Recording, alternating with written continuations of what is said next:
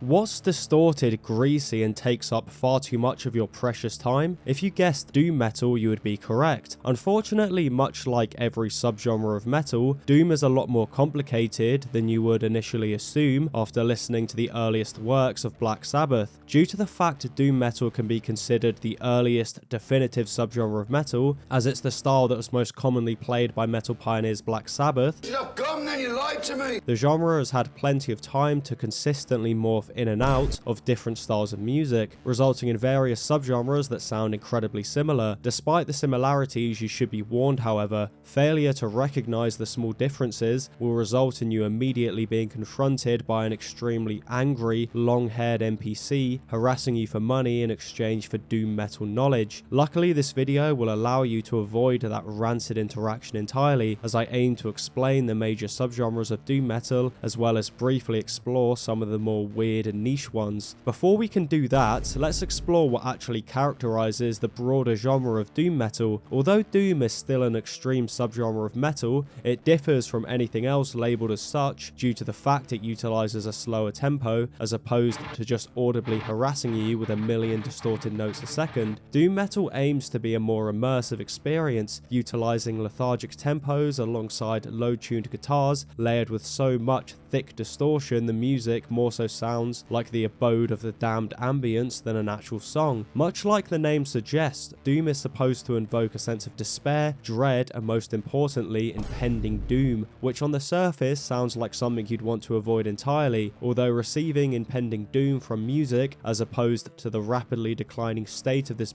on earth, is probably beneficial to your mental and physical health. Although doom metal and blues are two genres that sound like they should stay far away from each other, they are actually more similar than you'd think, with doom metal most commonly utilizing the exact same scales as blues music within their guitar work, although deciding to tune that motherfucker as low as possible in an attempt to blow out every speaker in a 10-mile radius. One element that is incredibly important to the creation of doom metal is the riff. Without a good meaty riff, the song essentially doesn't exist, as the bass and guitar players often play the exact same said riff in an attempt to create a thick distorted wall of sound. The riff is so important, the music will rarely ever progress further than just the one riff, with some songs repeating the exact same riff for the same length as Despicable Me 3 Extended Director's Cut Edition. Drums sound pretty much exactly as you'd expect, slow, distorted, loud, with this motherfucker being smacked in only the most tasteful ways. Doom metal continues to differ from other extreme subgenres of heavy metal through the vocal style utilized. Don't get me wrong, plenty of doom bands definitely still do this, although it's not the most common style utilized within the music, as opposed to a death metal vocalist that sound like they have just smoked 50 cursed cigarettes. Doom metal vocalists only have the cleanest and healthiest vocal cords, resulting in high-pitched wails intended to imitate a feeling of pain or despair. The vast majority of doom metal vocalists took great inspiration from the likes of Ozzy Osbourne and often tried to replicate his vocal style. Unfortunately, none of these vocalists have been able to truly replicate the pain and despair felt by a man who was born in Birmingham, meaning Ozzy is still seen as the gold standard of doom vocals for many fans. Whilst we're on the topic of Birmingham, the lyrical themes often reflect the immeasurable pain felt by anyone who has the displeasure of waking up in this dystopian hellscape, ranging from an artist's desire to die alone to somebody schizophrenically ranting about seeing fairies in oversized military boots. The average doom metal fan also looks a certain way, one of those physical traits being bad skin, which is something that I can suffer from sometimes, perhaps due to the based YouTube lifestyle. Luckily, the sponsor of this video, Teach Hanley, assists me greatly with this problem. So a lot of you guys probably wonder what my day-to-day life consists of, and this is it. I can't currently afford prime British real estate, so when I'm not recording in the local McDonald's or using an extremely good green screen, this is my home and office. So this is where I edit, this is where I sleep, and I have a friend to keep me company. Unfortunately, the locals around here are pretty loud at night, meaning my sleep can suffer, resulting in my skin getting pretty bad at times. Luckily, a good skincare routine fixes all my woes, and Tej Hanley simplifies the entire process. I'd personally recommend first getting the level 1 system, which comes with all the basics: daily face wash to cleanse all the dirt, grime and slime on your skin, a 2 times per week exfoliating scrub that eradicates any dead skin cells, a beautifully smelling AM moisturizer with SPF 20 included, keeping your skin protected from the harsh rays, and finally a PM moisturizer keeping your face healthy and hydrated throughout the night. Personally, my skin feels amazing, but don't just take my word for it. Tej Hanley has over 10,000 5-star reviews. You don't want to be mistaken for the average doom metal fan, do you? Purchase Tej Hanley today. Tej Hanley are offering you an amazing deal. Click the first link in the description to get 40% off your first skincare system, plus a free gift of your choice. Members also get 20% off for life. One of the free gift options is this silicone body scrubber, which is not only a $20 value, but way better than your crusty old loofah. Start your skincare journey today and purchase Tej Hanley in the description below. Let's get back to the video. So now we're aware of the formula for a typical doom metal song, let's explore the characteristics and history of the various subgenres that doom has violently spit out during its lifespan. It's only right we start with the subgenre that takes the most influence from the bands who originally played the style of music. Traditional doom metal can essentially be characterized by the conventions I explained in the introduction, although the subgenre has seen some development throughout its history. Bands who play this style of music are heavily inspired by Black Sabbath and early heavy metal, utilizing a slow, monotonous style of playing. Guitarists will play riffs inspired by blues and psychedelic rock, although so much distortion is used it's almost impossible to recognize individual notes. Although traditional doom metal is characterized by its lack of tempo, that is incredibly boring, resulting in more brain rot modern bands introducing faster paced sections to contrast with the snail paced nature of the rest of the music. Lyricism pretty much follows the typical doom formula, although traditional often visits themes of religion as opposed to just sheer unadulterated depression. Although Black Sabbath technically invented the style, its popularization as an actual subgenre is thanks to the pioneers Candlemas and Saint Vitus, who intensified each element of the previous Sabbath music. Since then we've had bands like Warning, Pagan Altar and Pallbearer continuing to spread the original stylings of doom. Next we have the subgenre with perhaps the funniest name. Although the name of this subgenre sounds purposely stupid, it's no laughing matter. It was named after the iconic and incredibly serious album Epicus Doomicus Metallicus. The subgenre first saw its invention with Candlemas's debut and the introduction of the vocalist Messiah Marcolin, who looks exactly how you'd imagine when hearing the word Epicus. The subgenre essentially takes traditional doom metal and introduces the more, let's say, theatrical elements of heavy metal subgenres such as power metal. The final product of this dastardly concoction is essentially doom metal if it was featured in a Disney musical. The melodies are more enthusiastic and vocal style is incredibly theatrical, involving the vocalist wailing in a high-pitched manner intended to invoke as much epic drama as possible. Lyricism and themes take more influence from the power metal side of things, and by that I mean the average daydream of Gerald who works at McDonald's and paints Warhammer models in his free time. Although Candlemas are the inventors, there have been plenty of bands that have continued in their epic escapades, with key examples including Solstice and Solitude Aeturnus. If your daily routine involves staring at a mold-ridden wall as opposed to daydreaming about various fantasy adventures, perhaps this next doom metal subgenre is the one for you.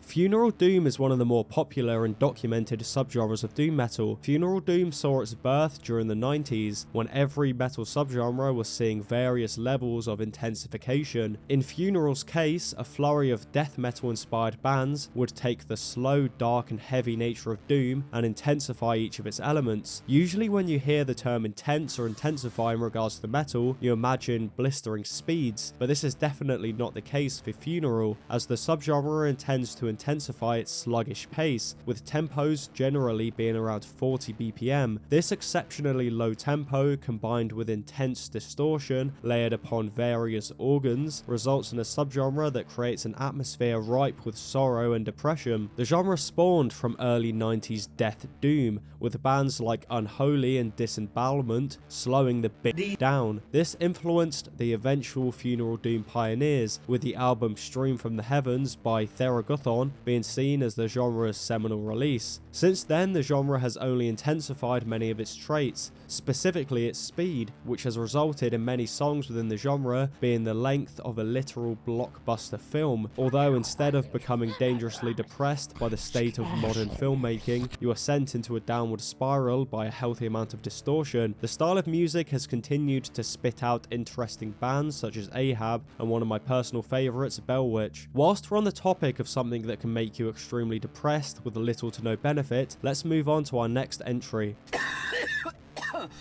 Stoner metal is another subgenre that can thank its creation to factory accidents and this schizophrenic little brummie. Stoner metal essentially combines doom metal, psychedelic rock, and Rick and Morty fanfiction, creating the perfect audible experience for somebody who looks like this. Riffs intend to be groovy with more psychedelic fuzz utilized on the guitar than just heinous distortion on its own. Stoner manages to differentiate itself from its psychedelic cousin as it remains slow-paced and lazy as opposed to energetic and paranoid, which makes sense as it perfectly aligns with the two genres' mind-altering counterparts. Stoner metal's lyrical content entirely reflects its name, with the vast majority of the songs being about brain fog, lack of motivation, popcorn lung, and literally nothing else. The genre saw its birth when bands like Sleep and Caius had a little bit too much and either revolutionized the genre, massively pissed off a record label, or just both at the same time. Other examples of stoner metal include Electric Wizard, and of course, the Rick and Morty of music, King Gizzard and the Lizard Wizard, who were able to spread the style of music to many more ears through the one stoner metal album they released at that one time. So what if you're a fan of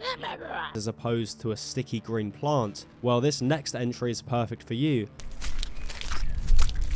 Much like stoner, sludge has essentially become an overarching subgenre of its own. Much like every subgenre on this list, sludge can be attributed to a combination of two genres, although with sludge, the two genres mashed together appear to be completely antithetical to each other. These genres of course being doom and hardcore punk, with the slow-paced nature of doom being combined with the harsh, shouty, pre-teen aggressive nature of hardcore punk. That may make absolutely zero sense, although it begins to become more clear when exploring the origins of the genre. In the 80s, this incredibly angry man got very bored of schizophrenically shouting over fast-paced riffs, and instead of deciding to go to North Korea or some shit like that, he decided to schizophrenically shout and rant over slow-paced, distorted riffs. The genre utilizes doom-esque riffs that take heavy inspiration from the grooviness of stoner, alongside angry, often politicized rants that are inaudible due to guitar feedback, and of course occasionally rapid switches in tempo, just in case you are actually enjoying the music. Although Black Flag with My War are seen as the creators, sludge didn't really become a thing until bands like Acid Bath, Melvins, and I Hate God started sprinkling doomy riffs within their punk stew. This really set the subgenre loose, with various bands introducing elements of other subgenres, creating sub-subgenres that would eventually morph into sub-sub-subgenres, with the two most prominent examples being atmospheric sludge metal and power violence, the former emphasizing atmospheric textured riffs, and the latter harassing you with as many tempo changes as possible, resulting in a mosh pit experience that's akin to my average mental state when editing one of these videos. Let's quickly cover two subgenres that are pretty obviously defined based on the name alone. Death doom is a nasty concoction featuring both the stylings of death and doom metal, and consists of two main subgenres, one of which utilizes the somber atmosphere and speed of doom metal alongside typical death metal instrumentation and tone, and the other essentially just being standard death metal with doom metal guitar tone. This results in a fast, growly, double kick-ridden mess that is also capable of blowing out a subwoofer if you're not careful. Black doom is also pretty easy to define. Its music thematically based on the Sonic the Hedgehog villain of the same name. As we continue to dig deeper down the list, the subgenres become more obscure and difficult to explain, which leads us directly to... Shut up! I'm doing my video! Gothic doom is difficult to define, with the vast majority of bands under the label differing greatly from one another. Despite the varying levels of goth, the vast majority of bands utilize the sorrowful lyrics of gothic metal alongside primarily female vocals. Despite the fact many vocalists are female, perhaps the most popular gothic doom band has this testosterone-ridden motherfucker as the lead vocalist. During the genre's birth, the vast majority of the music utilized the instrumental style of gothic metal alongside doom's tasty atmosphere, although as the genre has progressed, it has become more amateur poetry club than niche subgenre, with the depressing romantic elements of gothic lyricism being combined with the morbidity and pessimism of doom. Gothic doom also utilizes elements of electronic instrumentation, which makes me pine for a subgenre named funeral breakcore. Please, one of you make it happen. You may be thinking by this point there's no way a doom subgenre can become more slow and atmospheric than subgenres like funeral. Well, you'd be entirely wrong. Drone metal combines doom with dark ambient subgenres, utilizing repetitive drones created by distorting guitar riffs and layering a ridiculous amount of reverb and feedback on the top. That pretty much explains the vast majority of drone metal, as the genre prefers to stay minimalist, often avoiding drums and other extra instrumentation altogether. Despite its minimalism, drone is perhaps the greatest subgenre on the list if you intend to disassociate whilst staring at a wall. The subgenre would be pioneered by the band Earth, taking heavy drones and vast atmospheres, somehow combining them in a surprisingly calming way. So we've covered the main subgenres of doom metal. Let's list some of the stupidest examples of quote-unquote subgenres I was able to find during the research for this video. So we of course have happy and sad doom metal, gym doom, mustache doom, and my favourite, unhealthy lifestyle glorification doom.